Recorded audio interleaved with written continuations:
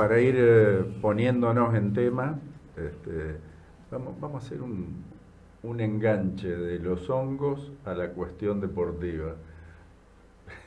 Me mirás a mí como si yo fuera el me experto de lo que vamos a hablar, mira, como la me persona mira que acabamos raro. de entrevistar. No, vos vas a ser el que va a conducir ahora esta charla sobre el deporte transgénero. Pero Si con vos el me tema, tiraste un mientras tema. hablaba Wanda, no podía dejar de acordarme de un razonamiento brutal de Claudio Plit hace mucho tiempo, muchísimo tiempo, década del 70.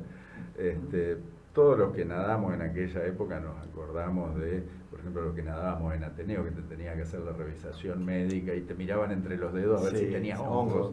O sea, sí.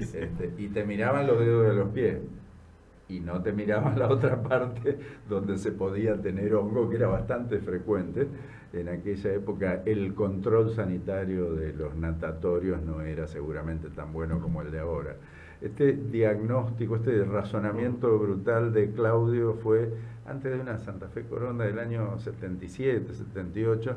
Me acuerdo que estábamos todos en el pontón de largada, se largaba de Puerto de Palos, y estaba Claudio, no me acuerdo, con el Colorado Santiago, con Juancito Feinberg, y yo, bueno, haciendo mis primeras armas también en ese momento. Y el razonamiento era, no, estoy terrible, y se estaba rascando la parte inguinal. Y su razonamiento era algo así como, de verdad, todas las piletas tienen hongo. Todas las piletas tienen hongo. Y todos tenemos hongo en los dedos de los pies y en las bolas, porque ese era el razonamiento. Así que vos nada más mirá en la largada. El que no se está rascando la bola no está entrenado. Qué buena, esa estuvo buena.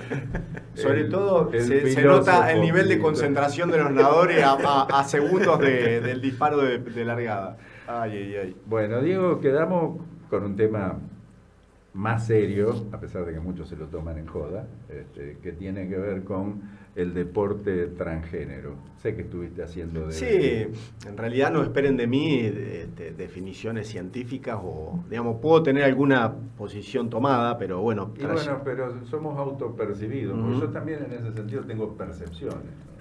De todas formas, no creo que vayamos a resolver el problema en una charla acá, ¿no?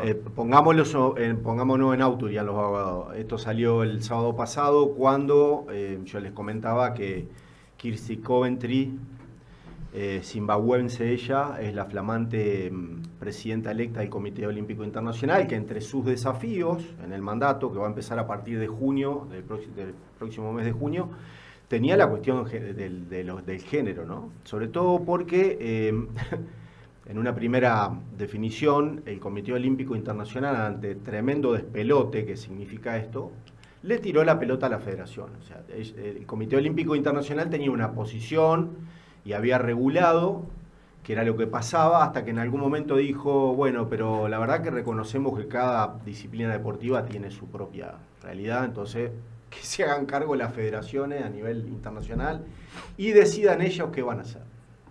Hasta ahí, digamos, un poco de la introducción. Después yo estuve ayer viendo, aparecen en el horizonte dos nombres famosos. En el 2009, en atletismo, el de Caster Semenya, una sudafricana, que en este caso es intersexual. Voy a leer lo que significa la intersexualidad. Es un trastorno de desarrollo sexual donde los cromosomas X y Y tienen un nivel más elevado, que sería básicamente más cercano a un patrón masculino. Es decir, ella nació sin útero, sin trompas y con los testículos no descendidos. Esa es Caster Semenya, que irrumpió en el Mundial de Atletismo compitiendo en los 800 metros llanos, una competencia, una prueba de poco menos de 2 minutos, siendo campeona mundial. Y así fue campeona mundial en el 2009, en el 2011, en el 2017 y fue campeona olímpica en el 2012 y en el 2016.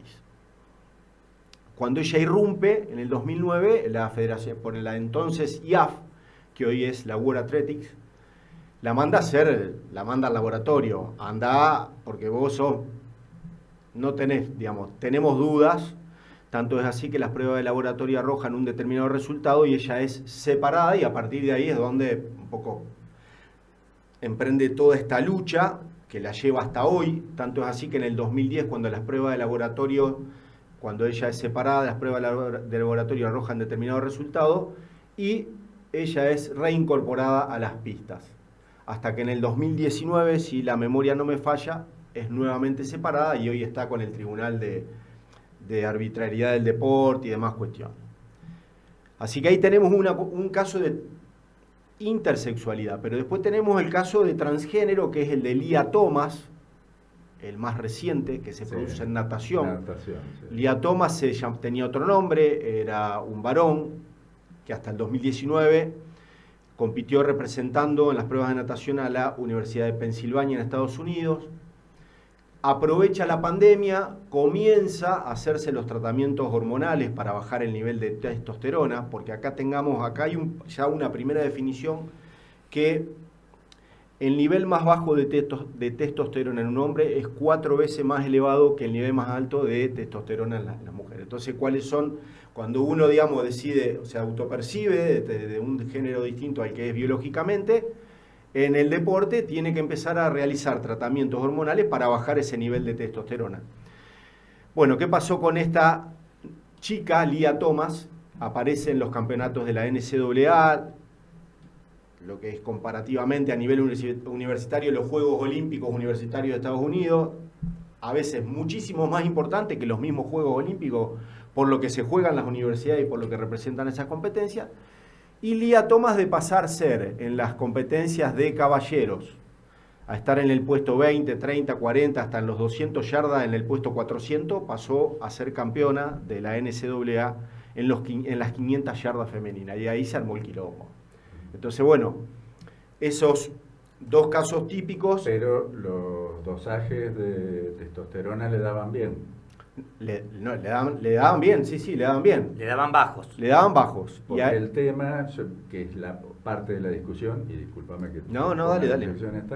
También es ¿cuándo ocurrió la pubertad? Bueno, ahí es donde, en este tema donde el Comité Olímpico Internacional le transfiere a las federaciones, la World Aquatics, que es la ex-FINA, la Federación Internacional de Natación, tiene parámetros bastante concretos, donde, por ejemplo, a diferencia de la Federación Internacional de Atletismo, que te establece que vos tenés que tener un porcentaje de milimoles por litro en testosterona, en este caso la World Aquatics fue contundente. Si vos, digamos, para participar en pruebas de mujeres, tenés que haber hecho toda esa transición de género antes de haber alcanzado la pubertad. Esa es la definición. Eso debe ser por el desarrollo muscular que ocurre, óseo, muscular, todo. Te quedás con otra estructura ya después de la pubertad. Después podés regular el tema de las hormonas, pero tenés una carrocería que... En realidad acá se plantea, la voy a mirar a Alba porque voy a hablar de la cuestión biológica, se plantea, digamos, acá hay dos corrientes, están los derechos humanos versus la cuestión científica y lo que demuestra la ciencia, ¿no? Estoy ante investigadores. La verdad que está bueno plantearlo esto porque, claro, quienes son adeptos o se plantan de los derechos humanos hablan de, y cómo no la vas a dejar competir, ¿viste? Le estás cercenando los derechos de un ser humano que demostró que se autopercibe. Y por el otro lado está la ciencia, que es desde donde yo estoy parado, que es que, como vos decías recién, Ale, digamos, está bien, vos bajaste los niveles de testosterona, pero realmente tu composición muscular, grasa, etcétera, etcétera, está muy por encima de lo que son los niveles en el cual compiten las mujeres. Entonces ahí es donde un poco está el debate, pero a mí yo me quedo siempre con hacia qué soluciones vamos, que esa es la cuestión, porque viste, vos tenés un problema y es la solución, y ahí aparecen 2 o 3 cuestiones. Redundo, la del COI tira la pelota, decite hacete cargo, natación, atletismo, por ejemplo, el rugby, el ciclismo, el atletismo. En realidad el atletismo ante determinados niveles, pero el rugby y el ciclismo ya directamente lo prohíbe, o sea, no puede haber competencias transgénero. La natación fue en el año 2023 hacia algo, la verdad que en algún momento me acuerdo, con Anaí, con mi señora, hablábamos de esto en un viaje mientras tomábamos mate, y yo le decía, y yo creo que hay que crear una competencia para transgéneros, y hacia eso va la World Aquatics. O sea, ahora la World Aquatics, a partir de octubre del 2023, crea la categoría abierta. O sea, como vos te autopercibís y en función de tus niveles, vos tenés varoncitos, mujercitas y la categoría abierta. Y hay una atleta transgénero que es de origen canadiense, científica ella, que publicó hizo muchos papers, como dicen ustedes, muchas publicaciones, que va sobre que una de las soluciones sería que, lo voy a leer, ella propone las competencias y está sugiriendo al Comité Olímpico Internacional las competencias por nivel de testosterona. O sea, hacia ese modelo va ella. Bueno, y ahí es donde empiezan en buena hora distintos planos en función de las soluciones que se están dando para un tema que tiene dos realidades. Todavía no tiene la estadística absoluta, concreta, contundente, porque este tema es un tema que se empezó a estudiar hace, no tampoco, pero no, los estudios no hablan o no son tan contundentes como para sacar ya distintas o tomar distintas posturas en función de la ciencia. Eso por un lado del tema de la ciencia. Y por el otro también empiezan a aparecer famosos como Martina Navratilova, ni más ni menos, sí, tenista que rusa era. Rechaza de plano la intervención de las atletas o de las tenistas transgéneros en la competencia femenina, ¿no? Entonces, del mismo modo, se empiezan a hacer encuestas, por ejemplo, en el ámbito del universo universitario de Estados Unidos, donde las nadadoras, en este caso, que fueron víctimas, entre comillas, de Lia Thomas, están el 100% en contra de la intervención o de ese tipo de competencia. Así que, como decía vos, Carlitos, es un tema, esto no es para tratarlo con tanta liviandad, digamos. Es más, les propongo que para el sábado próximo, si les parece, yo tomarme el trabajo en la semana de poder buscar alguna palabra autorizada, como para justamente tener tal vez podamos, si voy más allá, intentar tener las dos posturas, la de los derechos humanos y la de la ciencia, porque en realidad creo que hay que respetar ambas posturas, creo que esa es al menos mi conclusión, siendo que yo ya tomé opinión o mi postura es que coincide con la de Navratilova, rechazo de plano, pero con la idea de buscar siempre las soluciones que nos acerquen un poco más a esa, tal vez, a ese derecho que tienen todos, al menos los autopercibidos, de poder competir donde quiera necesario. En un momento mencionaste que una nadadora, investigadora, que tenía que ver con... Un atleta. Sí, atleta. Con el dosaje hormonal, hacer categorías por dosaje hormonal. Pero eso no resuelve el problema, porque si la transición, como decíamos, fue posterior, hoy vos bajás la concentración hormonal de testosterona, pero ya la ventaja la tenés con el desarrollo. O sea que la medición de hoy es lo que está pasando actualmente, ¿no? Que tenés personas que cambiaron su género, que se perciben y está bien que así lo hagan, pero con una estructura muscular y ósea más parecida a los hombres que a las mujeres, con una gran ventaja, porque en el deporte es eso, ¿no? Por eso no pelea un peso pesado con un pluma.